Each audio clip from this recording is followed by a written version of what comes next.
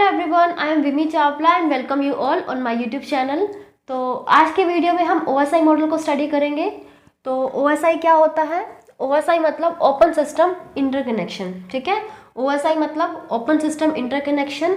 और इसको सबसे पहले आईएसओ ने अडॉप्ट किया था। आईएसओ क्या होता है? International organisation for standardisation. ठीक है, एक ऑर्गेनाइजेशन है स्टैंडर्डाइजेशन की, उसने सबसे पहले ओएसआई को अडॉप्ट किया था। तो कई जगह क्या होता है, ओएसआई आईएसओ इकट्ठा होता है। इसका मतलब open system interconnection and international organisation for standardisation. ठीक है, अब नेक्स्ट आता है कि ओएसआई मॉडल होता क्या है, इसकी नीड क्या होती है। अब देखो, हमने प्रीवियस की वीडियो में पढ़ा था, कभी भी हमने एक कंप्यूटर को दूसरे कंप्यूटर से कनेक्ट करना है, उसमें डाटा शेयर करना है, मतलब उसको हमने नेटवर्क बनाना है उन दोनों के बीच में, तो हमें क्या चाहिए? एक हमें लैन केबल चाहिए। ठीक है, और हमें क्या चाहिए? RJ45 कनेक्टर चाहिए, लैन केबल चाहिए और एक NIC कार्ड चाहिए। ठीक है, तब उस पर हम क्या कर सकते हैं? डाटा शेयर कर सकते हैं। वो भी हम तब शेयर कर सकते हैं अगर दोनों का ऑपरेटिंग सिस्टम सेम होगा। अगर मान लो दोनों का ऑपरेटिंग सिस्टम सेम है और अगर हमने लैन केबल भी कनेक्ट कर दी, RJ कनेक्टर भी लगा दिया, NIC भी लगा दिया, तो भी हम डाटा शेयर नहीं कर सकते दोनों के बीच में। तो अगर हमने डिफरेंट ऑपरेटिंग सिस्टम में डाटा शेयर करना हो तो हमें OSI मॉडल की जरूरत पड़ती है। ठीक है, तो इस डायग्राम में ये एक्सप्लेन किया हुआ है। सपोज एक कंप्यूटर है, उसमें एक में है आपके पास विंडो ऑपरेटिंग सिस्टम है, दूसरा कंप्यूटर है उसके पास क्या है? मैक ऑपरेटिंग सिस्टम है। इन दोनों के बीच में अगर हमें डाटा शेयर करना है, मान लो हमने ये लैन केबल लगा रखी है, NIC कार्ड भी लगा रखा है, तो हमारे पास क्या होगा? हमें OSI मॉडल की रिक्वायरमेंट होती है। ठीक है, अब नेक्स्ट होता है कि OSI क्या होता है। OSI मॉडल में क्या होता है? इसमें 7 लेयर्स होती हैं और 7 लेयर के क्या होते हैं? अपने अलग अलग फंक्शन होते हैं। हम इस तरह से इमेजिन कर सकते हैं, मान लो एक कंपनी है, एक कंपनी में क्या 7 एम्प्लॉयज़ हैं, 7 के अपने अलग अलग काम है। वैसे ही क्या एक OSI मॉडल है, उसमें क्या है? 7 लेयर्स हैं और 7 लेयर्स के अपने अलग अलग काम है। उन 7 लेयर्स के नाम है हमारे पास application layer, presentation layer, session layer, transport layer, network layer, data layer and physical layer. ठीक है, तो इस तरह से इनके नाम है। वैसे तो इसमें नाम जो पूरे प्रॉपरली आपको लर्न होने चाहिए कि एप्लीकेशन के बाद प्रेजेंटेशन आएगा, प्रेजेंटेशन के बाद सेशन आएगा, सेशन के बाद ट्रांसपोर्ट, नेटवर्क। सपोज अगर कोई कन्फ्यूजन होती है कि हाँ ट्रांसपोर्ट ऊपर आएगा या सेशन नीचे आएगा, कुछ कन्फ्यूजन होती है, तो आप ये लाइन को आप लर्न कर सकते हैं। लाइन है आपके पास, all people seems to need data processing. ठीक है, all people seems to need data processing. All से आपके पास एप्लीकेशन बन जाएगा, पीपल के पी से आपके पास प्रेजेंटेशन बनेगा, सीम से आपके पास सेशन बनेगा, टू से ट्रांसपोर्ट, नीड से नेटवर्क, डाटा से डाटा लिंक हो जाएगा, प्रोसेसिंग के पी से फिजिकल लेयर हो जाएगा। ठीक है, तो आप ये लाइन लर्न कर लो, तो उसके बाद आपके पास सीक्वेंस बन जाएगी। ठीक है, तो फर्स्ट लेयर आपके पास फिजिकल लेयर होती है, data link layer second layer होती है, नेटवर्क लेयर थर्ड होती है, ट्रांसपोर्ट फोर्थ होती है एंड सो ऑन 7 लेयर्स होती हैं। तो नेक्स्ट इसमें आपसे पूछा जाएगा कि हाँ कि जो ट्रांसपोर्ट लेयर है कौन से 2 लेयर के बीच में एग्जिस्ट करेगी, तो आपको आंसर देना पड़ेगा session layer and network layer. ठीक है, इसमें सीक्वेंस में भी पूछ सकते हैं इस तरह से क्वेश्चन, राइट। अब नेक्स्ट मैंने यहाँ पे लिखा है software hardware, software plus hardware. इसका क्या मतलब होता है? देखिए, जिसमें ऊपर वाली जो 3 लेयर है, that is the application layer, presentation layer और सेशन लेयर, ये तीनों लेयर क्या होगी? सॉफ्टवेयर पे काम करती है। ठीक है, इसमें क्या होता है? इसमें हम सॉफ्टवेयर यूज़ करते हैं। जो नेटवर्क लेयर डाटा लिंक होती है, फिजिकल लेयर, इसमें हम हार्डवेयर यूज़ करते हैं। लेकिन जो ट्रांसपोर्ट लेयर होती है, इसमें हम सॉफ्टवेयर और हार्डवेयर दोनों ही यूज़ करते हैं। ठीक है, तो क्या होगा? एप्लीकेशन, प्रेजेंटेशन और सेशन लेयर में हम क्या यूज़ करते हैं? सॉफ्टवेयर। नेटवर्क, डाटा और फिजिकल में हम हार्डवेयर यूज़ करते हैं। ट्रांसपोर्ट लेयर में हम हार्डवेयर और सॉफ्टवेयर दोनों यूज़ करते हैं। ठीक है, ये मैंने एक सेंडर वाली साइड का बता रखा है और ये एक रिसीवर वाली साइड का डायग्राम बना रखा है, क्योंकि दोनों में ही जो सेंडर और रिसीवर हर एक कंप्यूटर में होगा। ठीक है, तो अब इसमें ये है। और नेक्स्ट मैंने यहाँ पे लिख रखा है, यहाँ पे data data data, segment, packet, frame, bit, signal. अब इसका क्या मतलब है? देखिए, जो हमारे पास सॉफ्टवेयर लेयर्स हैं, 3 सॉफ्टवेयर लेयर हैं, उसमें जो भी हम सेंड करेंगे उसमें क्या होगा? उसको हम डाटा बोला जाएगा। जैसे मान लो हमने कोई भी फाइल सेंड कर रही है, ठीक है, या कोई भी फाइल रिसीव कर रहे हैं हम, तो एप्लीकेशन, प्रेजेंटेशन और सेशन में हम उसको डाटा बोलते हैं। ठीक है, डेटा में जब कुछ ऐड होता है तब उसको हम सेगमेंट बोलते हैं, और वो कहाँ पे होता है? ट्रांसपोर्ट लेयर में। ट्रांसपोर्ट लेयर में जो भी डाटा ट्रांसफर हो रहा है उसको हम सेगमेंट बोलेंगे। मतलब डाटा में कुछ ऐड होता है तो सेगमेंट हो जाता है, फिर जो सेगमेंट में कुछ ऐड होगा तो वो पैकेट बन जाता है, और पैकेट क्या होगा? नेटवर्क में, नेटवर्क लेयर में जो डाटा होगा वो पैकेट की फॉर्म में ट्रांसफर होता है। फिर पैकेट में कुछ और ऐड होता है तो वो फ्रेम बन जाता है। तो डाटा लिंक लेयर पे डाटा क्या होगा? जो भी इंफॉर्मेशन होगी वो फ्रेम की फॉर्म में जाएगी। फिजिकल लेयर में जो भी होगा जो बिट्स की फॉर्म में जाएगी। उसके बाद बिट्स क्या हो जाएगी? सिग्नल में कन्वर्ट हो जाएगा और मीडिया के थ्रू ट्रांसफ़र होगा। हमने प्रीवियस की वीडियो में पढ़ा है मीडिया कौन से होते हैं, वायरलेस या वायर, ठीक है। सॉरी। तो सबसे पहले इसमें ये भी लर्न करना आपको। अब इस तरह से क्वेश्चन पूछ सकते हैं कि ट्रांसपोर्ट में जो डाटा होगा किसकी फॉर्म में होगा, सेगमेंट की फॉर्म में, नेटवर्क में डाटा क्या होगा, पैकेट की फॉर्म में होगा, डाटा लिंक में फ्रेम की फॉर्म में होगा। इसमें ये क्वेश्चन आ सकता है। नेक्स्ट अब हम OSI मॉडल की वर्किंग पढ़ते हैं। देखिए OSI मॉडल में हमारे पास फर्स्ट लेयर होती है एप्लीकेशन लेयर। तो एप्लीकेशन लेयर का काम क्या होता है, जो भी हम एप्लीकेशन यूज़ करते हैं उन सबके प्रोटोकॉल्स जो होती है वो एप्लीकेशन लेयर के अंदर रहती हैं, ठीक है। जैसे हम जीमेल यूज़ करते हैं, फेसबुक यूज़ करते हैं या और कोई भी ऐप यूज़ करते हैं, उनकी जो भी प्रोटोकॉल्स होंगी वो सारी की सारी एप्लीकेशन लेयर के अंदर होंगी। जैसे हमने प्रीवियस की वीडियो में पढ़ा था कि टेलनेट प्रोटोकॉल होती है, SMTP, FTP, POP3, ये सारी की सारी प्रोटोकॉल्स हमने पढ़ी थी। तो ये सारी की सारी कहाँ पे लाई करती हैं, सारी की सारी एप्लीकेशन लेयर के अंदर रिजाइड करती हैं, ठीक है। और ये क्या होता है, क्लोज टू यूज़र होता है, जो एक्चुअल में विजिबल होता है वो एप्लीकेशन की वजह से होता है। जैसे हम फेसबुक ओपन करते हैं और हमें वाइट एंड ब्लू कलर का पेज हमें दिखाई देता है, वो एक्चुअल में क्या होगा, एप्लीकेशन लेयर की वजह से विजिबल होता है, इसलिए इसको बोलते हैं close to user, right.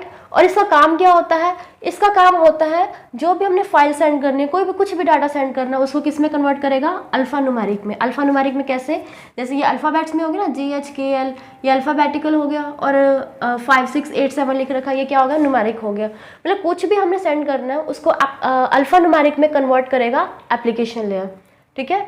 Next हमारे पास आता है प्रेजेंटेशन। प्रेजेंटेशन लेयर का काम क्या होता है, देखो एप्लीकेशन लेयर ने क्या किया, जो भी हमने इसको सेंड किया इसने उसको अल्फा न्यूमेरिक में कन्वर्ट कर दिया। तो प्रेजेंटेशन ने क्या किया, ये जो अल्फा न्यूमेरिक आएगा उसको बाइनरी में कन्वर्ट कर दिया, 10 में कन्वर्ट कर दिया। इसको हम बोलते हैं ट्रांसलेशन। तो ट्रांसलेशन का काम क्या होता है, अल्फा न्यूमेरिक को बाइनरी में कन्वर्ट करना, ये क्या होता है, ट्रांसलेशन होता है। क्यों, इसको क्यों कन्वर्ट किया जाता है, बिकॉज हमारे पास मशीन है, कंप्यूटर का एक मशीन है, और वो क्या अंडरस्टैंड करता है, मशीन लैंग्वेज। मशीन लैंग्वेज क्या होती है, 10 की फॉर्म में होती है, ठीक है। तो अब कंप्यूटर को अंडरस्टैंड करने के लिए तो क्या होता है, प्रेजेंटेशन लेयर में क्या होता है, एक ट्रांसलेटर होता है जो क्या करता है, अल्फा न्यूमेरिक को बाइनरी में कन्वर्ट करता है।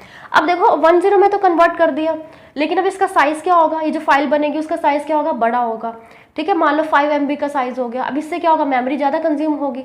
तो हम क्या करते हैं, इसमें कुछ ऐसी टेक्निक यूज़ करते हैं कि डाटा को कंप्रेस किया जाता है, मतलब इन्फॉर्मेशन पूरी की पूरी वही रहे, जो इसके अंदर इन्फॉर्मेशन है वही सेम इन्फॉर्मेशन इसके अंदर रहेगी, लेकिन क्या हो जाएगी, हम डाटा कंप्रेशन कर देंगे। डाटा कंप्रेशन क्यों करते हैं, जैसे मान लो इसकी फाइल का साइज़ है 5 MB है फॉर एग्जाम्पल, ठीक है। डाटा कंप्रेशन करेंगे तो हो सकता है इसमें 2 MB हो जाए साइज़, ठीक है। तो मेमोरी को सेव करने के लिए क्या किया जाता है, डाटा कंप्रेशन टेक्निक यूज़ किया जाता है। नेक्स्ट इसके बाद डाटा कंप्रेस हो गया, उसके बाद एन्क्रिप्शन की जाती है। एन्क्रिप्शन का मतलब होता है उसमें कोडिंग की जाती है, ठीक है, मतलब उसमें सिक्योरिटी के लिए हम इसमें कोडिंग करते हैं, तो उसको बोलते हैं एन्क्रिप्शन, ताकि डाटा क्या रहे, सिक्योर रहे, राइट। तो अब इसमें 1 मार्क्स में क्वेश्चन इस तरह से पूछ सकते हैं कि एप्लीकेशन लेयर क्या करेगी, अल्फा न्यूमेरिक में कन्वर्ट करेगी। ट्रांसलेशन का प्रोसेस कौन सी लेयर में होता है, प्रेजेंटेशन लेयर में। एन्क्रिप्शन कहाँ पर होती है, प्रेजेंटेशन लेयर में होती है, ठीक है। और कंप्रेशन कहाँ होगा, प्रेजेंटेशन लेयर में होगा। तो कंप्रेशन में क्या होगा, फाइल के साइज को रिड्यूस किया जाता है, और ट्रांसलेटर में क्या किया जाएगा, अल्फा न्यूमेरिक को मशीन लैंग्वेज में बाइनरी में कन्वर्ट किया जाता है, क्योंकि कंप्यूटर क्या होगा, मशीन लैंग्वेज को अंडरस्टैंड करती है। अब हमें ये पता है कि अब कोई भी हमने वेब पेज बनाना है तो उसके लिए हम HTML लैंग्वेज यूज़ करते हैं, ठीक है। पीछे क्या था, एक HSSC में आया था क्वेश्चन कि HTML की फुल फॉर्म क्या होती है, ठीक है। एक लोअर डिवीजन क्लर्क का एग्जाम हुआ था, उसमें HTML का आया था। HTML की फुल फॉर्म क्या होती है, HTML की फुल फॉर्म होती है हाइपर टेक्स्ट मार्कअप लैंग्वेज, ठीक है। HTML is the hyper text markup language. तो अब देखो HTML क्या एक लैंग्वेज है, हर एक लैंग्वेज को लिखने के लिए क्या होता है, अलग सिंटेक्स होते हैं, उसके अलग कोडिंग मेथड होते हैं, ठीक है। तो HTML की जो भी कोडिंग होती है वो सारी की सारी प्रेजेंटेशन लेयर के अंदर होती है, ठीक है। और इसको हम सिंटेक्स लेयर भी बोलते हैं। सिंटेक्स क्यों, क्योंकि हर एक लैंग्वेज के अपने सिंटेक्स होते हैं, और HTML लैंग्वेज हमने प्रेजेंटेशन में लिखी तो इसको हमें बोलेंगे, इसको सिंटेक्स लेयर भी बोलेंगे, ठीक है। तो इसमें 1 मार्क्स में एक और क्वेश्चन भी पूछ सकते हैं कि सिंटेक्स लेयर किसे बोलते हैं, प्रेजेंटेशन लेयर को बोलते हैं, राइट। अब नेक्स्ट हमारे पास आता है इसमें सेशन लेयर। सेशन का काम क्या होता है, ये कनेक्शन मैनेजमेंट का काम करती है, ऑथराइजेशन एंड ऑथेंटिकेशन का काम करती है। अब देखो इसका मतलब क्या होता है, और यहाँ पे हमने लिखा सेशन मैनेजमेंट। देखो जैसे क्या होता है, मान लो कोई पार्टी ऑर्गेनाइज करनी है, तो पार्टी में क्या होता है, हर एक को अपना अलग अलग काम असाइन दिया जाता है, जैसे कैटरर का अपना अलग काम होगा, वेटर का अलग काम होगा, लेकिन उस सबके ऊपर कंट्रोल करने के लिए एक मैनेजर होता है, ठीक है। तो यहीं पे सेशन लेयर का काम क्या होता है, एक मैनेजर की तरह होता है। जो भी हमने डाटा सेंड करना है, सेंडर टू रिसीवर, जो भी हमने डाटा सेंड करना है उसका पूरा मैनेज करने का काम क्या होगा, सेशन लेयर का होता है, ठीक है। मतलब कब डाटा एनेबल करना है, कब डाटा को, मतलब फाइल को जो हम भेज रहे हैं कब उसको एनेबल करना है, कब डिसेबल करना है, वो सारा का सारा सेशन लेयर का काम होता है। इसलिए हमने इसको लिखा है सेशन मैनेजमेंट या कनेक्शन मैनेजमेंट, ठीक है। और इसको हम टोकन मैनेजमेंट भी बोलते हैं। अब ऑथराइजेशन ऑथेंटिकेशन का मतलब क्या होता है, जैसे हम फेसबुक खोलते हैं तो ऑथराइजेशन ऑथेंटिकेशन, ऑथराइजेशन का मतलब क्या होता है, ऑथेंटिकेशन का मतलब होता है प्रमाणित, ठीक है। ऑथेंटिकेशन प्रमाणित, जैसे हम कोई भी फेसबुक खोलते हैं तो अपना यूज़र नेम एंड पासवर्ड डालते हैं ना, तो क्या होगा, अगर वो वैलिड होता है तो ओपन हो जाता है, ठीक है। अगर वैलिड नहीं होता, कुछ गलत होता पासवर्ड, तो उसके लिए फिर क्या होता है, उसमें बता देते हैं कि हाँ योर पासवर्ड डजंट मैच, इस तरह से उसमें मैसेज लिखा हुआ आता है।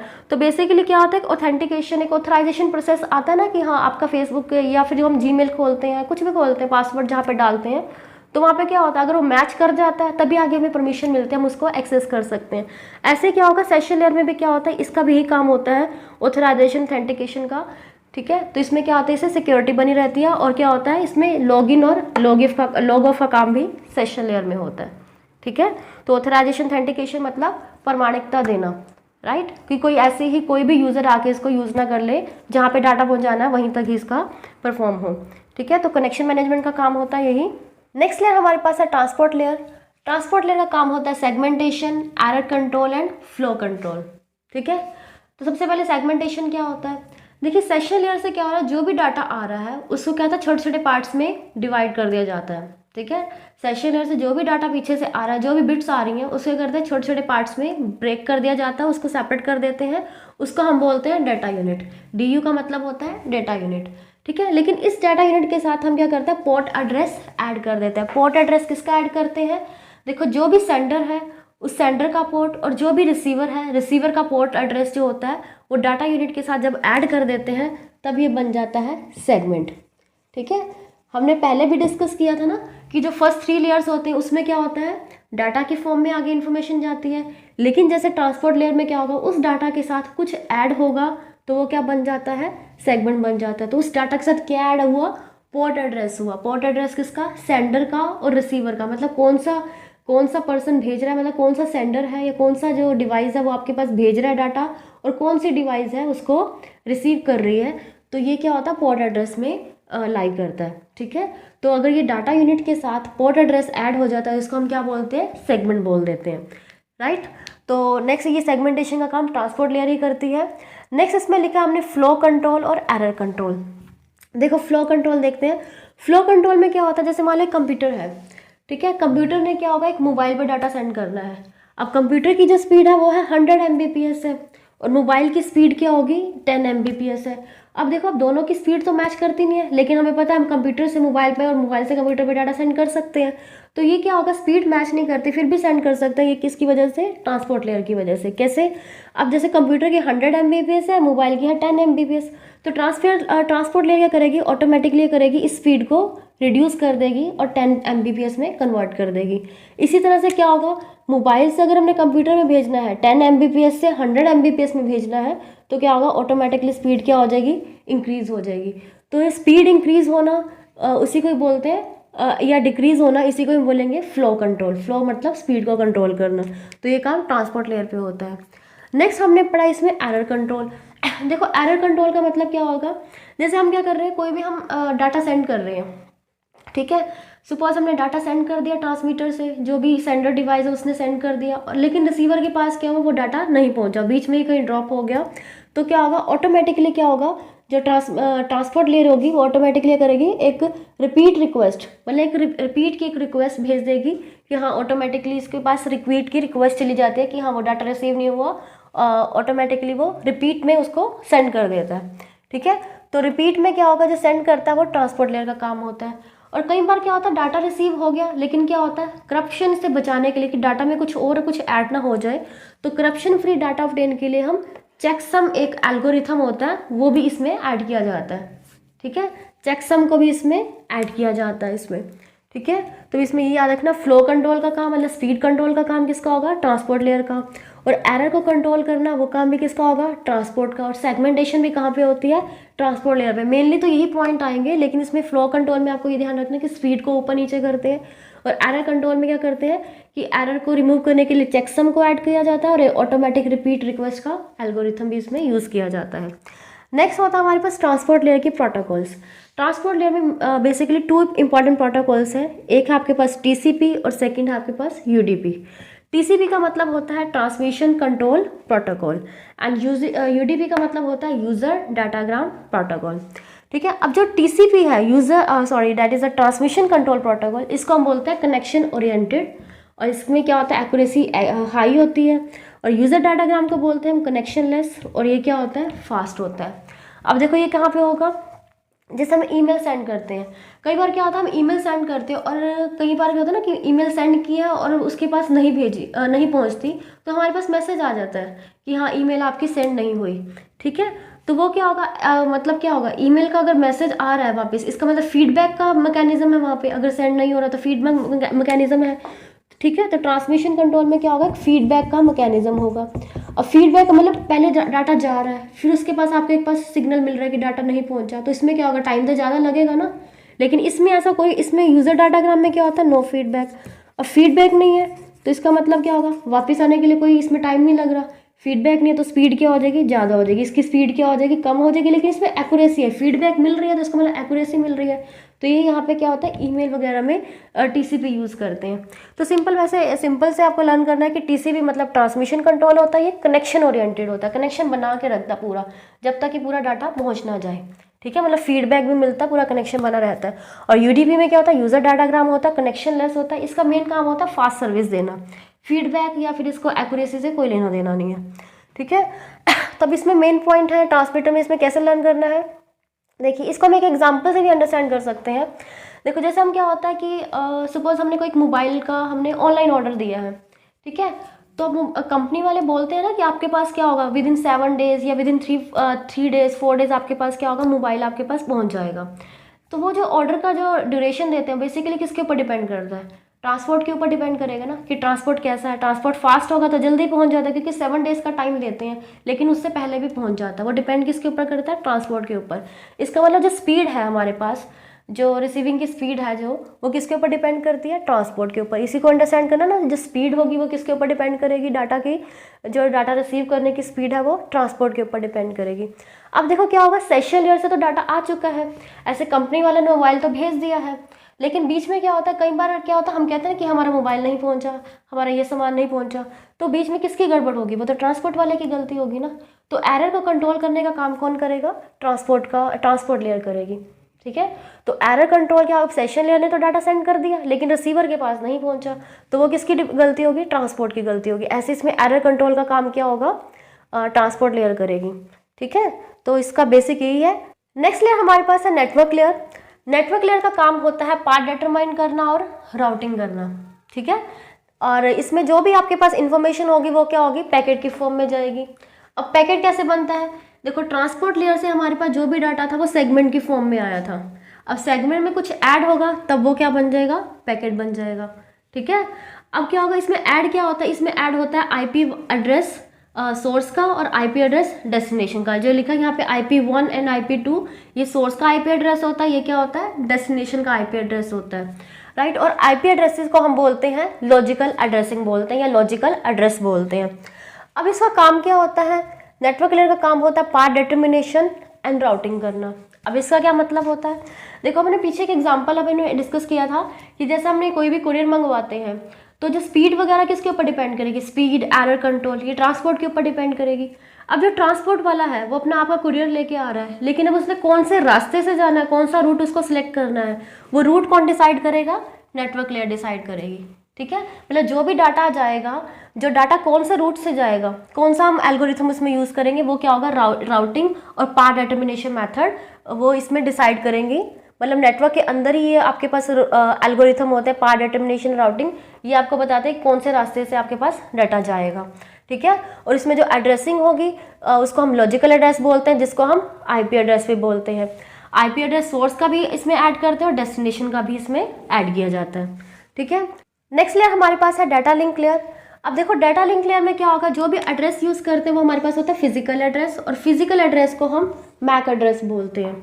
ठीक है, और इसमें जो भी डाटा जाता है किसकी फॉर्म में जाता है, फ्रेम की फॉर्म में। फ्रेम कैसे बनता है, देखो नेटवर्क लेयर से क्या आया, ट्रांसपोर्ट लेयर से हमारे पास सेगमेंट आया था, सेगमेंट में आईपी एड्रेस ऐड हो गया तो बन गया पैकेट, फिर ये पैकेट नेटवर्क लेयर से डाटा लिंक लेयर के पास आया, तो अब इस पैकेट के अंदर क्या होगा, कुछ और ऐड होगा तो वो बन जाएगा फ्रेम बन जाएगा।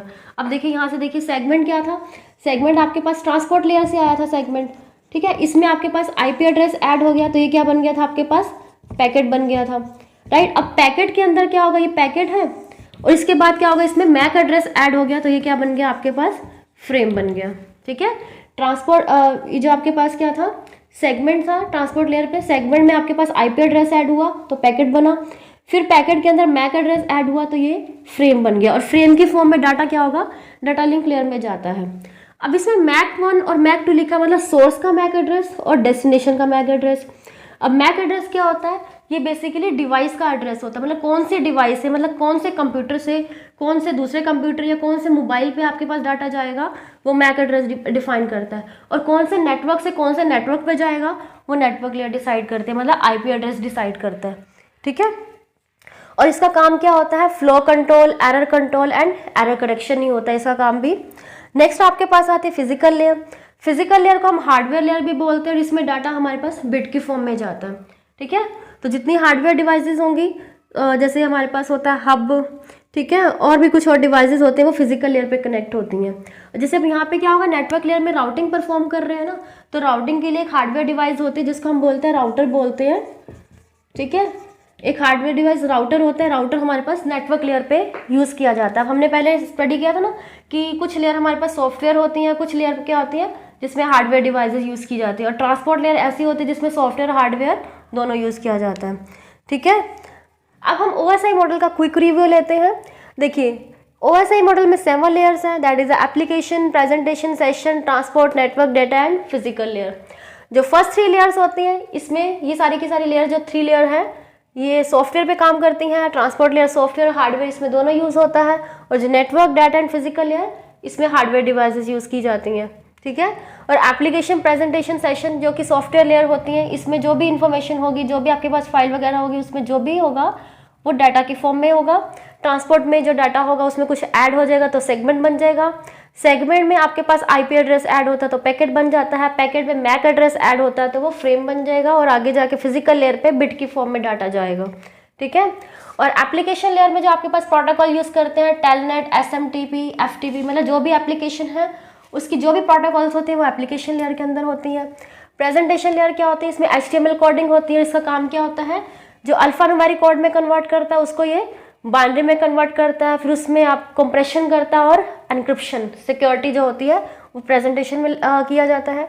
और सेशन लेयर का काम क्या होता है, कनेक्शन मैनेजमेंट, इसको लॉगिन और लॉग ऑफ भी बोलते हैं। ठीक है, और ट्रांसपोर्ट लेयर में क्या होगा इसका काम फ्लो कंट्रोल, एरर कंट्रोल करना होता है, और इसमें जो इसको बोलते हैं process to process delivery of data. ठीक है, जो ट्रांसपोर्ट लेयर क्या करेगी, process to process delivery of data transport layer करेगी, और जो नेटवर्क लेयर होगी host to host delivery of data करती है।